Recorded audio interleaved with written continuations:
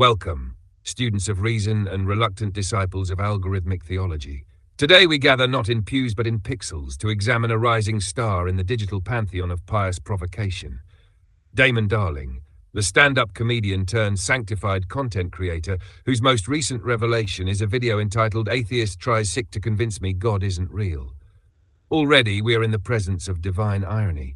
Apostrophes may escape him, but certainty never does.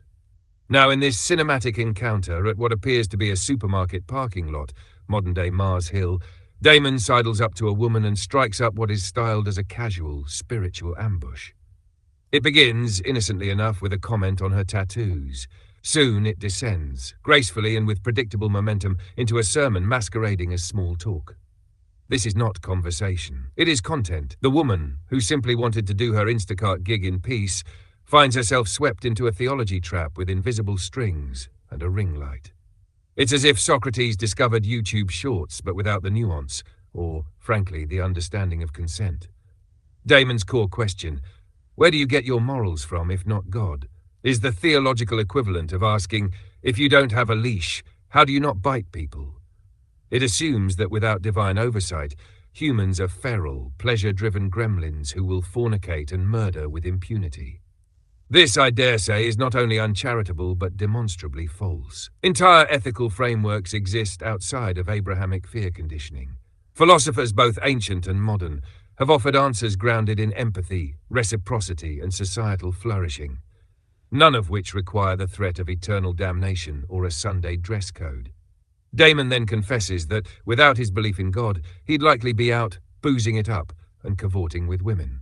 This is less a defense of faith and more an unintentional cry for psychological help. If belief is the only thing keeping one from becoming a chaotic party gremlin, we're not talking about morality. We're talking about a barely contained hedonist who's spiritually house-trained. Faith, when genuine, should be about love, transcendence, and meaning, not a probation officer with supernatural powers. Next, he trots out a weathered relic from the apologetics attic, Pascal's wager, duct-taped to some half-hearted encouragement. What do you have to lose by believing? He asks. The answer, my friends, is everything, if what you believe is untrue. Belief is not a coin flip, it is a relationship to truth. You don't fake a marriage just in case your spouse exists. That's not faith, that's metaphysical catfishing. The conversation reaches its zenith, or perhaps its theological nadir, when Damon proclaims victory because the woman, pressed on the spot and on camera, refuses to deny God outright. For him, this is a WA-dub, a soul nudged toward the kingdom through the sheer force of awkward politeness. Never mind that she explicitly said she doesn't believe. She didn't say the magic word, deny. In Damon's world, if someone doesn't slam the door in God's face, they've basically invited him in for coffee and eternal salvation.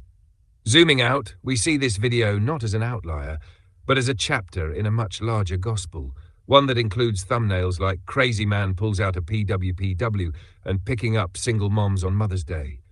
This is not ministry. This is missionary cosplay dressed in the robes of TikTok virality. Damon is not spreading the good news, he is harvesting content. People are not souls to be saved, they are thumbnails to be clicked. The faith on display here is not in God, but in engagement metrics. But perhaps the most revealing part of this encounter is not what Damon says, but how he frames it. As the video ends, he breaks character and speaks directly to the camera, grinning. Guys, I think we got the W. The conversation was never about mutual understanding.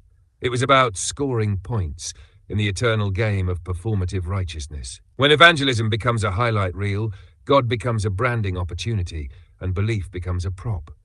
So what can we learn? That the line between faith and ego is thin and often drawn in pixels. That asking questions is not the same as listening, and that if your God needs a clickbait title to go viral, perhaps it's not the Almighty you're preaching, it's the algorithm. Dismissed.